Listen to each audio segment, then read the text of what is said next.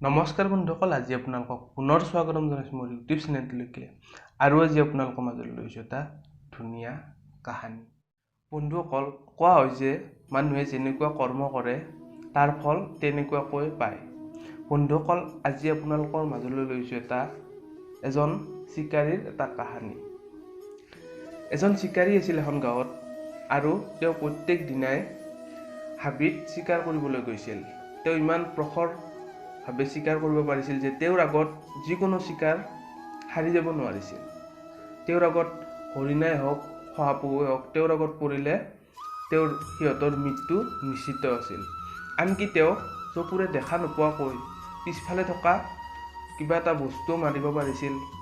যদি কোনোবা ফালে কিবা জন্তু আহি থকা শব্দ শুনিছিল, সেইফালেও তেওঁ শৰ মাৰি সেই জন্তুবিলাকক মাৰি পেলাব পাৰিছিল, চিকাৰ কৰিব পাৰিছিল। আৰু তেওঁ সদায় চিকাৰ কৰিবলৈ যাওঁতে তেওঁৰ পুত্ৰক লগত লৈ গৈছিল।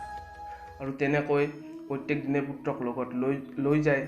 আৰু পুত্ৰই সদায় আহি মাকক কয় যে আমাৰ দেউতাই ইমান ধুনীয়াকৈ চিকাৰ কৰিব পাৰে, তেওঁৰ আগত কিবা এটা চিকাৰ কৰিলে কেতিয়াও হাৰি যাব নোৱাৰে। আনকি দেখা নোপোৱাকৈও তেওঁ চিকাৰ কৰিব পাৰিছিল। আৰু কোনোবা ঠাইত যদি শব্দ শুনা পায় আৰু সেই শব্দটোক অনুমান কৰি দেউতাই চিকাৰ কৰিব পাৰিছিল। এদিনাখন এনেকৈয়ে চিকাৰ কৰিবলৈ দেউতাক ওলাই গ'ল আৰু লগতে পুত্ৰকো লৈ গ'ল। তেওঁ চিকাৰ কৰি গৈ থাকোঁতে, তেওঁ চিকাৰ বিচাৰি গৈ থাকোঁতে ইমান মুগ্ধ হৈ গ'ল যে তেওঁৰ পুত্ৰ ক'ৰবাত হেৰাই গ'ল, তেওঁ গমেই নাপালে। তেওঁ চিকাৰ কৰি গৈ থাকিল। তেওঁ পাহৰিয়ে গৈছে যে তেওঁ তেওঁৰ পুত্ৰক ক'ৰবাত এৰি থৈ আহিছে। আৰু গৈ থাকোঁতে তেওঁ দেখা পালে যে এটা হৰিণাৰ পোৱালি, ইমান ধুনীয়া পোৱালি যে সেই পোৱালিটো দেখিলে যিকোনো ব্যক্তিয়ে মন্ত্ৰমুগ্ধ হৈ যাব, মোহিত হৈ যাব। কিন্তু তেওঁ সেই পোৱালিটোক দেখি মন্ত্ৰমুগ্ধ হোৱা বিধৰ নাছিল। তেওঁ সেই পোৱালিটোক চিকাৰ কৰাৰ কাৰণে তেওঁ উৎসুক আছিল, আৰু লগে লগে তেওঁ ধনুশৰ লৈ সেই পোৱালিটোক মাৰি পেলালে। শৰডাল পোৱালিটোৰ গাত মাৰি দিলে, আৰু লগে লগে হৰিণা পোৱালিটো তাত পৰি চিঞৰিবলৈ ধৰিলে। আৰু তাকে দেখি সেই পোৱালিটোৰ মাক দূৰত আছিল, তাৰ পৰা দৌৰি আহিল। সেই মাকজনীয়ে জানিছিল যে যদি মই সেই পোৱালিটোৰ ওচৰলৈ যাওঁ, চিকাৰীয়ে মোকো মাৰিব। কিন্তু তথাপি সেই পোৱালিটোৰ ওচৰলৈ গৈছিল, আৰু সেই যিখিনি ঠাইত ধনুশৰ পাত লাগিছিল সেইখিনি চাই চেলেকিবলৈ ধৰিলে। তেওঁ নিজৰ সন্তানক ৰক্ষা কৰিবলৈ চেষ্টা কৰিলে। আৰু সেই সময়তে চিকাৰীজনে ডাঙৰ হৰিণাটো দেখা পায় আকৌ আনন্দিত হ'ল, আৰু আকৌ পাথৰ লৈ সেই হৰিণাটোকো মাৰি পেলালে। দুয়ো মাক আৰু পোৱালি তাত মৰি থাকে। তেনেতে তেওঁ অন্যফালে কিবা শব্দ শুনা পালে। কিহৰ শব্দ বুলি তেওঁ লক্ষ্য কৰিলে, আৰু লগে লগে ধনুশৰ পাত লৈ সেইফালেও শৰপাত মাৰি দিলে। তেওঁৰ যেন এটা অভ্যাস হৈ গৈছিল, ক'ৰবাৰ ফালে কোনোবা অহা যেন শব্দ পালে, কিবা পশু অহা যেন শব্দ পালে সেইফালে শৰ মাৰা তেওঁৰ অভ্যাস হৈ গৈছিল।